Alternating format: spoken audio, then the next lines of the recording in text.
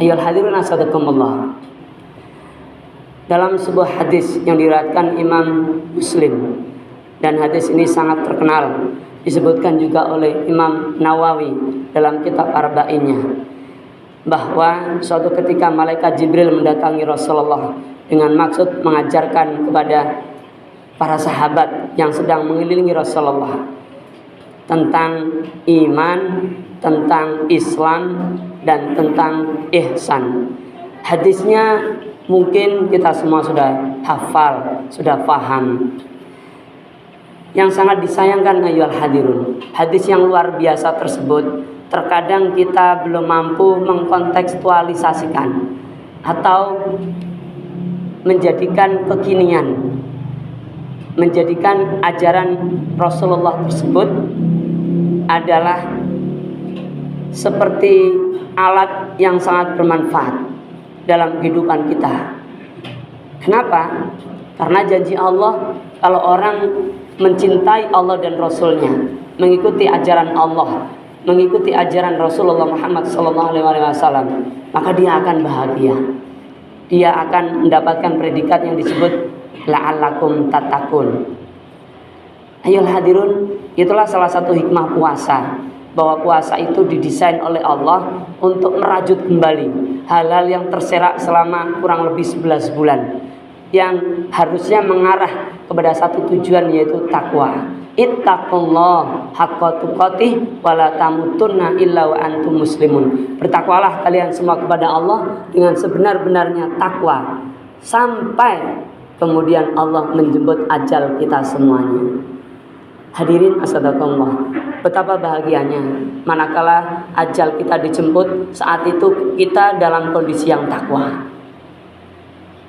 Ini yang kita harapkan, ini yang terus kita doakan, dan ini yang harus kita sampaikan juga pada anak-anak, pada istri kita, pada keluarga kita, bahwa kebahagiaan terbesar bagi seorang muslim adalah ketika berpisah dengan dunia ini dalam kondisi yang bertakwa.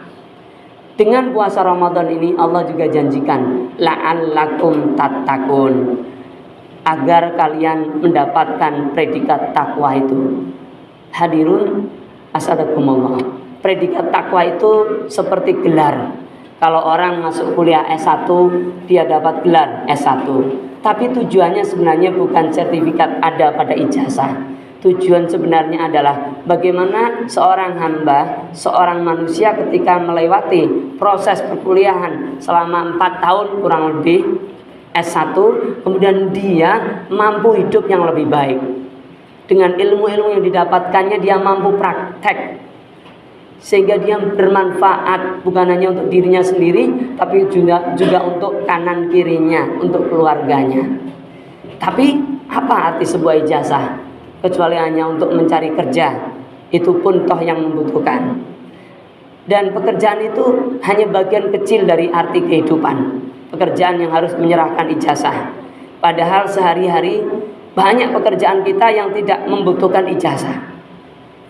Artinya apa ayyuhal hadirun? Artinya ketika kita diberikan rumus oleh Allah, yaitu la'allakum tattaqun, agar kalian bertakwa, itu kita merujuk kembali kepada awal mula ajaran Islam yang disampaikan baginda Nabi Muhammad SAW, yang mungkin kita bisa sebut dengan trilogi ajaran Islam. Apa itu?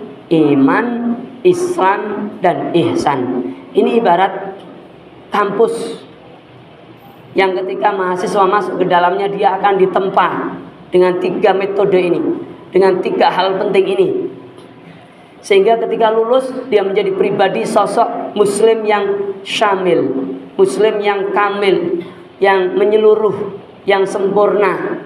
Tentu kesempurnaan yang normal, bukan kesempurnaan yang tidak ada batasnya atau mutlak. Karena kesempurnaan mutlak hanya milik Allah Subhanahu wa taala, dan kesempurnaan sebagai pribadi hanya milik baginda Nabi Muhammad sallallahu alaihi wasallam. Selain Rasulullah Muhammad sallallahu alaihi wasallam, kita semua adalah pendosa. Tapi kita juga dapat mendapatkan kesempurnaan versi manusia pendosa. Dengan cara apa? Dengan cara menjalankan iman, Islam, ihsan sesuai dengan yang diinginkan oleh Rasulullah Muhammad sallallahu alaihi wasallam. Ayyuhal hadirun asadakumullah. Selain kita bisa ibaratkan iman, Islam, ihsan itu seperti kampus yang menghasilkan suatu lulusan.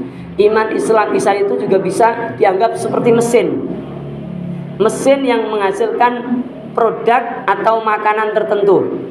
Barang-barang kita masukkan ke dalam mesin itu diolah lewat iman, diolah masuk ke pintu Islam, diolah masuk ke pintu ihsan. Jadilah dia seorang muslim.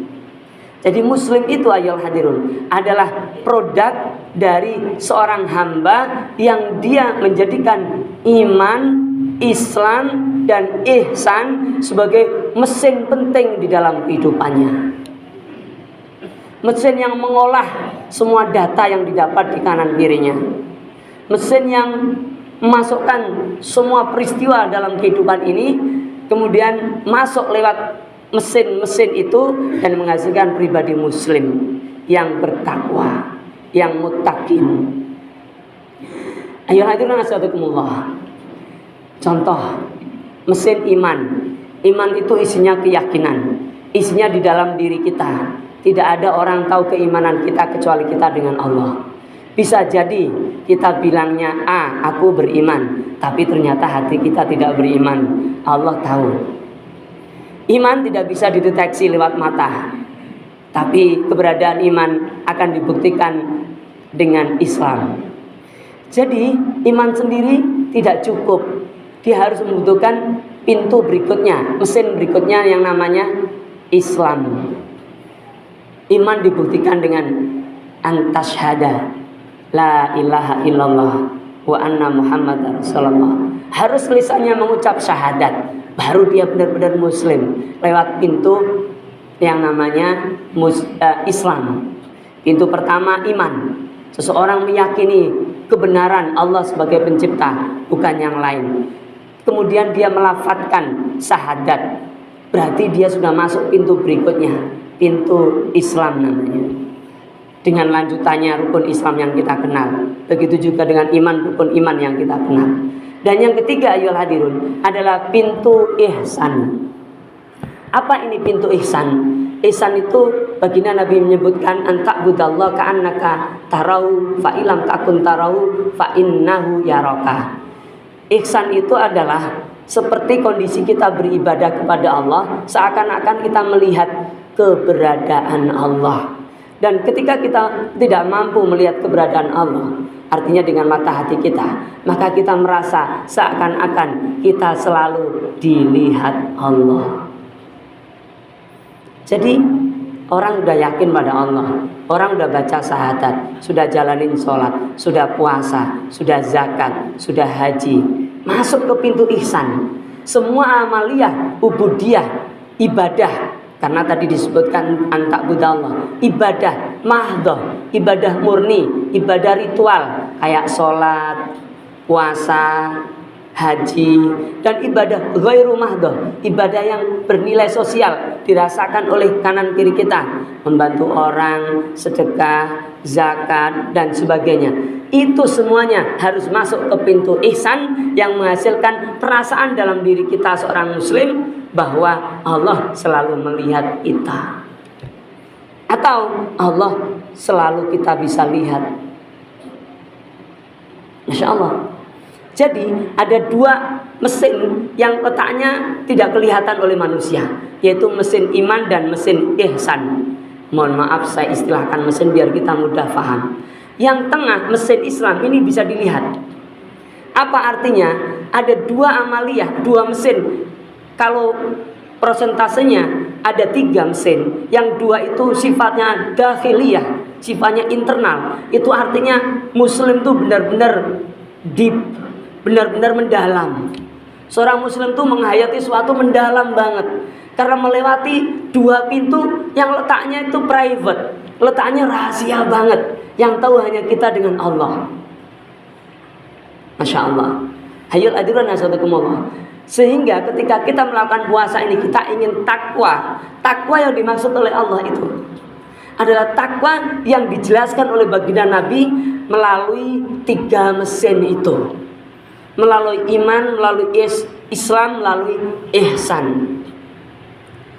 Yang paling mudah kita pahami adalah setelah kita meyakini, setelah kita mengamalkan ajaran Islam semampu kita yang kita paham, kita harus punya mentalitas ma'iyatullah. Selalu harus punya mentalitas bersama dengan Allah. Di mana-mana kita selalu nggak merasa sendirian, nggak pernah takut kita, karena Allah selalu menyaksikan kita, Allah selalu membersamai kita. Allah lebih dekat dari diri kita sendiri. Bukan Allah kecil, karena kita kalau bilang Allah kecil artinya kita menyifati Allah dengan sifat makhluk. Allah Khalik, Allah itu pencipta, Allah bukan makhluk. Tapi Allah jelaskan dalam Al-Quran, aqrabu min hablil warid, aku ini lebih dekat dari urat lehermu. Allah tahu banget ayolah hadirun, apa yang kita inginkan, apa yang kita rasakan. Hadirin asadakumullah, ketika seorang muslim sudah merasakan banget selalu bersama dengan Allah, maka inilah berhasil dia menjadi pribadi yang bertakwa.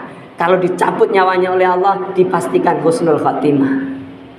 Bagaimana ayolah hadirin agar bertahan terus nih, kita selalu berada dalam ma'iyatullah, kebersamaan dengan Allah. Allah jelaskan kuncinya di surat Al-Jumu'ah ayat 10. Fa idza qudiyatis sholatu fantashiru fil ardi wabtaghu min fadlillahi wadhkurullaha katsiran la'allakum tuflihun. Masya Allah, itu kuncinya. Mesin-mesin yang kita lalui harus dikunci itu, jangan sampai lepas lagi. Cara menguncinya bagaimana? Cara menguncinya adalah wadhkurullaha katsiran la'allakum tuflihun. Kita selalu harus ingat Allah selalu dalam setiap detik kita lewati. Cara mudah mengingat Allah adalah setiap kita mengindra suatu, ayolah hadirun, melihat sesuatu, mendengar sesuatu, merasakan sesuatu, berdetak hati kita mikirin sesuatu, kaitkan selalu dengan Allah. Innamal a'malu binniyat. Kaitkan sesuatu dengan Allah. Niat lemaknya di dalam dada. Dialog kita dalam dada kita, dalam hati kita, dalam jiwa kita ini didengar Allah. Itu bagian dari mengunci iman, Islam, dan ihsan tadi.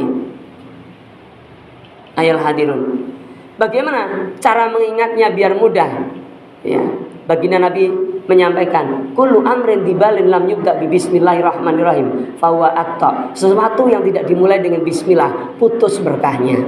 Ini bagian dari kunci-kunci yang terlihat. Mau melakukan sesuatu, bismillah, bismillah, bismillah. Meskipun mungkin gak terucap lewat lisan, tapi hati kita mendetakkan kata bismillah. Kalau mau lebih lengkap, bismillahirrahmanirrahim. Itu ayolah hadirun.